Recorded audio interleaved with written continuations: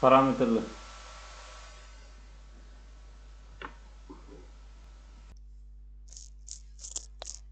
Parametrli kvadrat tenglamalar mavzusi bo'yicha 77-chi test. Aning qanday qiymatlarda tenglama ildizlar kvadratlar yig'indisi eng kichik qiymatga ega bo'ladi. Demak, buncha vet termasi shartlaridan foydalansak, demak bu hisoblash oson bo'ladi. Ya'ni ildizlari yig'indisi demak a - 2 ga teng, ildizlari ko'paytmasi minus a plus 1 ga teng.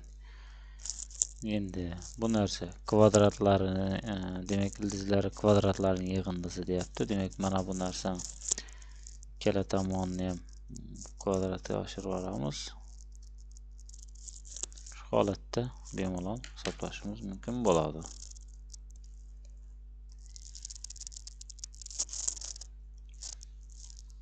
Demak, bunda x1 kvadrat plus 2x1 ko'paygan x2 plus x2 ning kvadrati teng.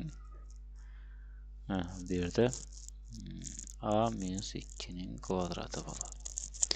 Endi mana bu demak shartda ko'paytmasi nimaga tengligi ko'rsatilgan o'rniga qo'yadi. Misol x1 kvadrat minus plus 2 ko'paygan minus a minus a plus 1, ya'ni o'rniga qo'ydikmi?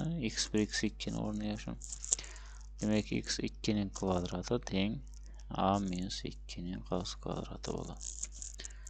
Endi bu yerdan mana bu ifoda bilan bu ifoda so'ralgan shu tomonda yozamiz. x1 kvadrat x2 kvadrat teng a minus 2 ning qos kvadrati.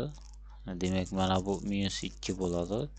Bu tomonga plus bo'ladi. Plus 2 hozir shunda a plus 1 teng. Endi mana bu narsa eng kichik qiymati so'ralgan. Bu qiymatimiz, demak, mana bu tomondagi narsani soddalashtiramiz. Teng. Demak, bu yerda qosni ochadigan bo'lsak, a kvadrat minus 4a plus 4 plus 2a plus 2 teng.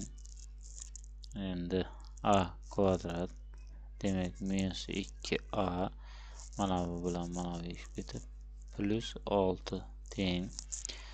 Endi bu narsa eng kichik kvadrati yoki eng katta qiymati, eng kichik qiymat degan narsani topish uchun bu yerda biror sonni kvadratdan ajratib olishimiz kerak. Bunun uchun a kvadrat minus 2a plus 1 olsam, demak bu narsa xuddi shu narsaga beradi.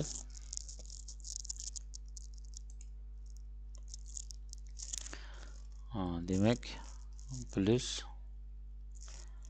5 teng.